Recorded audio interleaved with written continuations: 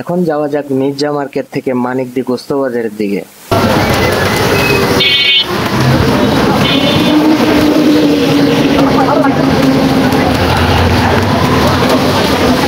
রাস্তায় শুধু কাদা আর গর্ত। রাস্তার এই বেহাল দশার জন্য মানুষ ঠিকমতো হাঁটতে পারে না।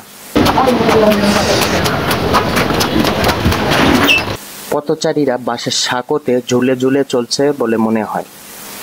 এমনিতেই সরু রাস্তা, তার উপর আবার বিমান বাহিনীর তরফ থেকে উপহার দোকান।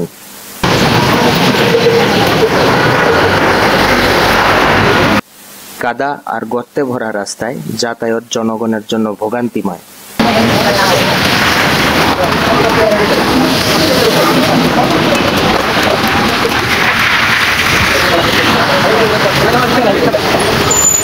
রাস্তার চারিদিকে শুধু চকলেট আর চকলেট।